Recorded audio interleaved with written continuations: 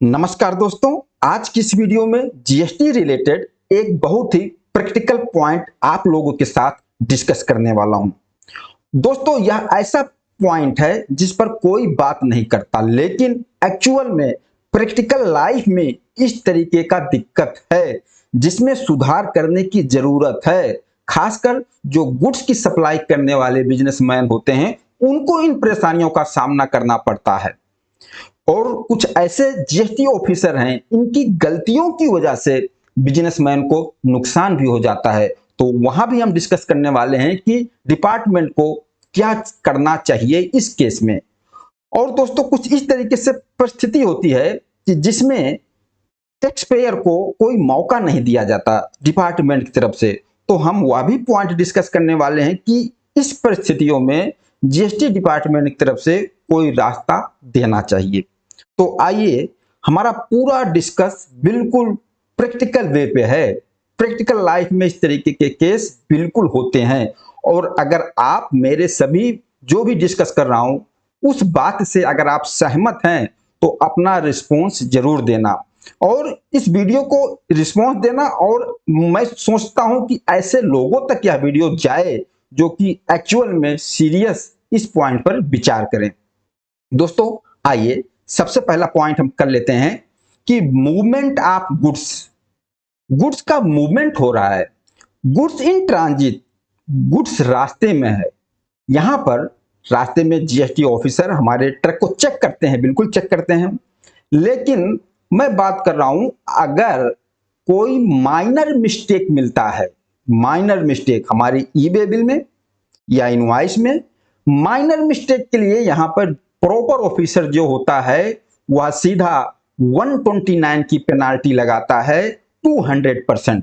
जबकि सीबीआईसी का circular number 64/38/2018 यह कहता है कि माइनर मिस्टेक के लिए आप सेक्शन 129 की पेनाल्टी नहीं लगाएंगे। लेकिन इस सर्कुलर को जीएसटी ऑफिसर बिल्कुल ध्यान नहीं देते, इसको इग्नोर कर देते हैं। ऐसा क्यों? हाँ, आपको पावर दी गई है 129 की पेनाल्टी लगाइए, 200% पेनाल्टी लगाइए। लेकिन उस केस में कोई गुड्स 2 नंबर में जा रहा है, उसका डॉक्यूमेंट्स नहीं है, ई वे बिल नहीं है या अंडर वैल्यू गुड्स है, उस केस में आप लगाइए 129 की पेनाल्टी। और 129 की पेनाल्टी उसी केस के लिए बना गया है जहां टैक्स की चोरी हो रही हो, साबित हो रहा हो। लेकिन मैं बात कर रहा हूं छोटी सी गलती, माइनर मिस्टेक, प्रॉपर डॉक्यूमेंट्स है, ई वे बिल है, टैक्स इनवॉइस है, सब कुछ है। अब अकाउंटेंट से माइनर मिस्टेक हो गया, उस माइनर मिस्टेक के लिए जीएसटी ऑफिसर उस पर 200% पेनाल्टी। और उस ऑफिसर को भी पता है कि इस केस में पेनाल्टी 200% की पेनाल्टी नहीं लगनी चाहिए। अब जीएसटी ऑफिसर की बात अगर आप मान जाते हो तो हो सकता है छोड़ भी दे, अगर आप उसकी बात नहीं मानते हो तो बस 129 की पेनाल्टी। अब दोस्तों, ये बताइए कि जो ये 200% पेनाल्टी लगा देते हैं माइनर मिस्टेक के लिए, जैसे खासकर अकाउंटेंट से ट्रक नंबर लिखने में गलती हो गई, 1 डिजिट 2 डिजिट गलती हो गई, और वहां पर यह पूरा प्रूफ हो रहा कि कोई टैक्स की चोरी नहीं हो रही है, बस माइनर मिस्टेक है ई वे बिल में। नहीं, ऐसा केस पकड़ लिए बिल्कुल नहीं छोड़ने वाले हैं, तुरंत पेनाल्टी लगा देंगे। तो ऐसा नहीं होना चाहिए। जब सर्कुलर है तो सर्कुलर को भी, जीएसटी ऑफिसर का भी काम है उस सर्कुलर को फॉलो करना। ठीक है, मैंने मान लिया कि जीएसटी ऑफिसर ने पकड़ के पेनाल्टी लगा भी दिया, माइनर मिस्टेक की वजह से पेनाल्टी लगा दिया।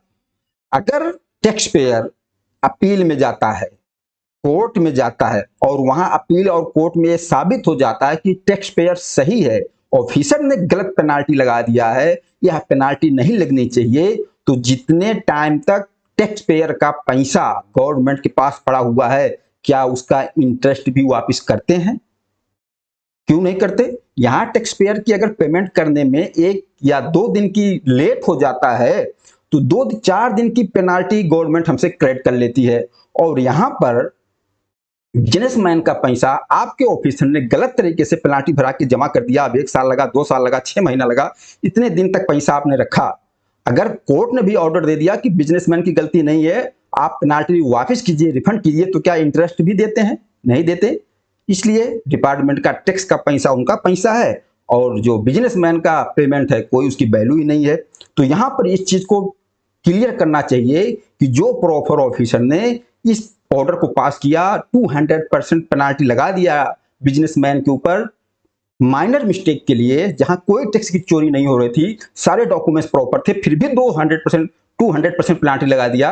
अगर कोर्ट ने टैक्स पेयर के पक्ष में फैसला दे दिया तो यह उसके ऊपर जिम्मेदारी देनी चाहिए उस प्रॉपर ऑफिसर के ऊपर कि आपके ऊपर भी पेनाल्टी लगेगी, क्योंकि नियम सबके लिए बराबर होता है। टैक्स पेयर के लिए तो सारे रूल कानून बना रखा है कि आपने गलती किया आपके ऊपर ये पेनाल्टी लग जाएगी, इस सेक्शन में लग जाएगी। लेकिन अगर प्रॉपर ऑफिसर गलती करता है तो उसके लिए क्या, कानून तो सबके लिए बराबर है। प्रॉपर ऑफिसर भी सर्कुलर को इग्नोर कर रहा है, क्यों नहीं उसको केयर कर रहा उस पर।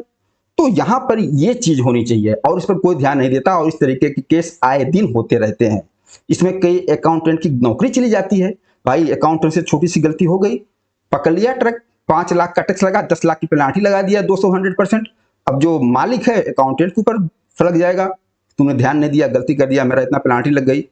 तो और उस ऑफिसर को भी पता होता है कि इसमें एक पेनाल्टी नहीं लगनी चाहिए, ये धारा अलग चीज के लिए है, 129 की पेनाल्टी अलग चीज के लिए, जहां 2 नंबरी का काम हो रहा है, टैक्स की चोरी हो रही, वहां लगाओ।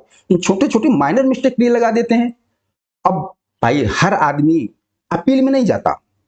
मान लीजिए कोई अपील में नहीं गया, कोर्ट नहीं गया, तो उसकी तो पेमेंट गया, उसका तो नुकसान हो गया।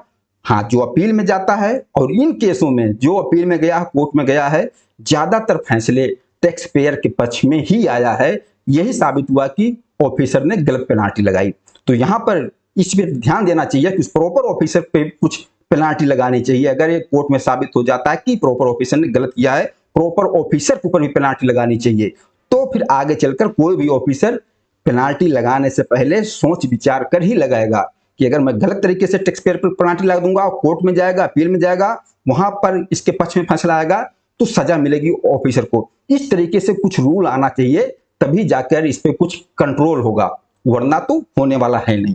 दूसरा, मान लीजिए आपका कुछ ट्रांजिट में है, ई-वे बिल एक्सपायर हो गया, होता है, हमको वैलिडिटी मिलती है, टाइम मिलता है, कितने टाइम तक किलोमीटर के हिसाब से इतनी वैलिडिटी है। मान लीजिए कोई भी रीजन है, रास्ते में ही माल है, डेस्टिनेशन पर नहीं पहुंचा और एक्सपायर हो गया। मान लेता हूं गलती हो गई, हम एक्सपायर होने से पहले हमें टाइम मिलता है कि एक्सटेंड कर दीजिए, हमने एक्सटेंड नहीं किया, एक्सपायर हो गया, एक्सपायर हो गया। अब एक्सपायर हो गया तो गुड्स का मूवमेंट आगे तो करना है, माल को आगे लेकर जाना है, तो उसके लिए जीएसटी में कोई लीगल रास्ता ही नहीं है, कोई रास्ता नहीं है। अगर एक्सपायर हो गया तो कुछ भी नहीं कर सकते आप, उसके लिए भी कुछ रास्ता होना चाहिए। क्यों? अगर एक्सपायर हो गया, जीएसटी ऑफिसर ने माल को पकड़ लिया, ई-वे बिल एक्सपायर है, उसको पता है कि कोई टैक्स की चोरी यहां नहीं हो रही थी, हाँ नहीं पहुंच पाया, ई-वे बिल एक्सपायर्ड हो गया, सब कुछ प्रूफ है उसके सामने, फिर भी वो एक्सपायर्ड ई-वे बिल को लेकर 200% पेनाल्टी लगा देगा। अब टैक्स पेयर इस पेनाल्टी से बचने के लिए कुछ ना कुछ कर देते हैं।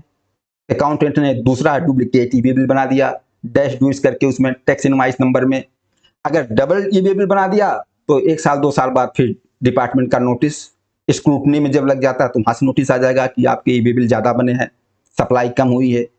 तो ये ई-वे बिल एक्सपायर्ड जब हो जाता है, इसके लिए भी कुछ ना कुछ रास्ता देना चाहिए। हाँ, एक्सपायर्ड हो गया, हम मानते हैं नहीं बढ़ा पाए, तो उसके लिए कुछ आप एक रूल बनाइए, नियम बनाइए कि हम अपनी वैलिड रीजन आपको दे, प्रूफ दें कि क्यों एक्सपायर हो गया, और छोटा मोटा कुछ चार्ज भी आप ले लीजिए, चार्ज लेके हमारे ई-वे बिल के वैलिडिटी को एक्सटेंड कीजिए जितना डेस्टिनेशन बचा है, जिससे कि माल आगे जा सके। अब कुछ ऐसे चीजें हैं जहां कुछ जरूरत है, जो खासकर ई-वे बिल एक्सपायर होने के बाद कोई रास्ता नहीं है, कोई लीगल रास्ता नहीं है। और दोस्तों, जो दोनों चीजें मैंने डिस्कस की, जब आपका गुड्स ट्रांजिट में होता है, प्रैक्टिकल लाइफ में पर डे कोई ना कोई केस इस तरीके से फंसता है। आप किसी भी बिजनेसमैन से बात कर लीजिए जो गुड्स को एक स्टेट से दूसरे स्टेट में सप्लाई कर रहा है, डिस्पैच कर रहा है, या आप ट्रांसपोर्ट कंपनी वाले से ही पूछ लीजिए, ये आपको बता देंगे पूरी तरीके से कि रास्ते में जीएसटी ऑफिसर क्या करते हैं, किस तरीके से डरा देते हैं। माइनर मिस्टेक के लिए ऐसा लगता है कि आपने इंटरनेशनल बॉर्डर क्रॉस कर दिया, बस हाई वोल्टेज, तुरंत 200% पेनाल्टी, और जबकि वहां पर माइनर मिस्टेक के लिए जनरल पेनाल्टी 1000 रुपया लगती है। 1000 जनरल मिस्टेक हो रखी है, माइनर मिस्टेक हो रखी है, तो जनरल पेनाल्टी 1000 भर के आपका ट्रक रिलीज कर दिया जाए, लेकिन ऐसा होता नहीं है। तो आए दिन गवर्नमेंट की तरफ से नए नए रूल आ रहे हैं, अमेंडमेंट किया जा रहा है, सर्कुलर आ रहे हैं, नोटिस आ रही है, लेकिन प्रैक्टिकल वे में जमीनी स्तर पर बिजनेसमैन को कहां दिक्कत हो रही है, उस पर कोई केयर नहीं है। और मैं अपनी सोच बता रहा हूं, मुझे लगता है ना, जितने रूल और अमेंडमेंट गवर्नमेंट डेली लेकर आती है, यहाँ पर ज्यादा टैक्स पेयर के पक्ष में कुछ नहीं होता। गवर्नमेंट अपने लिए सब कुछ लेकर आती है। गवर्नमेंट की नजर में तो बिजनेसमैन लगता है चोरी कर रहा है, इसको कहां कहां से किस किस तरीके से जकड़ लिया जाए, पकड़ लिया जाए, सारे अमेंडमेंट सारे रूल्स के लिए। बाकी दोस्तों, आप लोग बताना यह वीडियो आप लोगों को कैसा लगा। नमस्कार, धन्यवाद।